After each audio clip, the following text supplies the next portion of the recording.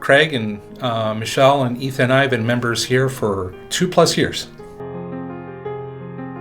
You know, we kept driving by and we thought it was the Catholic Church. You know, that big Jesus statue kind of makes you think that it's a Catholic church. But no, eventually we were going to some other churches and came in here once and we were sold. It's a very friendly church. Lived in Chicago until I was 9. My dad got in an accident at work, which forced him to seek out a drier, hotter climate, and I think Phoenix fits the bill for that pretty well. So moved here from Chicago, and my dad was really in bad shape. But you know, at the same time, you know, God touched our family's lives. We were able to receive help from the church. We'd show up to church, and pastor would, you know, tell my dad, "Hey, I got something for you," and it was a check from someone, you know, anonymous, that, you know, to help us out because he didn't work for 7 years. It's kind of hard to work and function, you know, without income for 7 years. So that's how we kind of survived. But at the same time, we still try to give back. And I think my parents, you know, tried to instill a sense of service, you know, to us, you know. So we'd go off, for example, to nursing homes on the Sunday afternoons and kind of do a little mini church service. My dad would give a little message, and my mom's a fantastic piano player, and she'd play the piano, and so they kind of instilled that with us.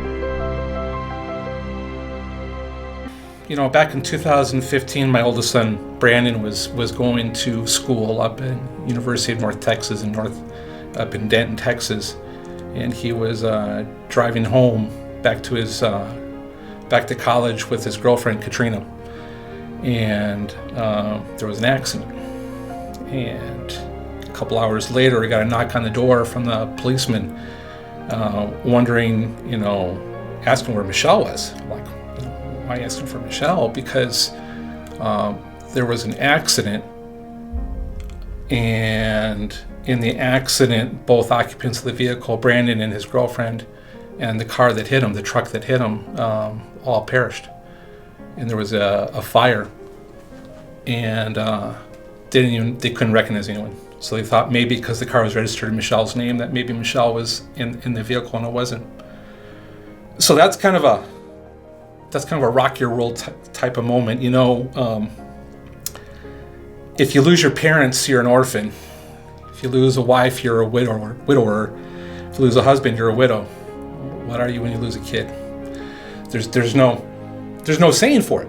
So your whole world is rocked, yet at the same time when our world was being rocked, we were surrounded by people that just wanted to make sure that we were okay.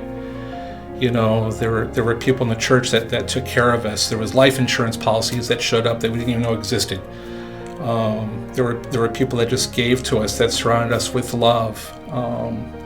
And we've tried to use that experience to the extent that we can to try and help others.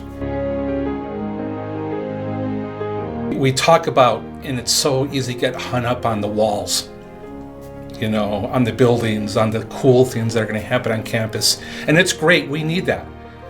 But I was excited, I think it was mentioned early on in one of the meetings, where we want a waiting list of grandmothers that are going to go watch the basketball gym on Friday nights. You know what I'm saying? Because when people start connecting to other people, and then you have that opportunity for fellowship, you have that opportunity to share God's love with each other through something as stupid as a basketball game. You know, maybe having that devotion beforehand or at halftime, or maybe having that senior bingo game, you know, being able to have it really big.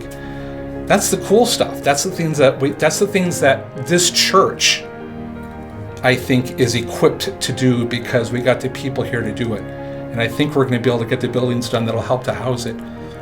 But I want that waiting list. You know what I'm saying? Because when people get engaged and they start working on things like that, then we're knocking down those gates of hell. You know what I'm saying? And God's going to have an expansion plan in heaven to have all the people that we're going to get in there. That's what we want. All this means nothing if we're not building the ministry up, you know, for people to get engaged, you know, and to take it to that next level.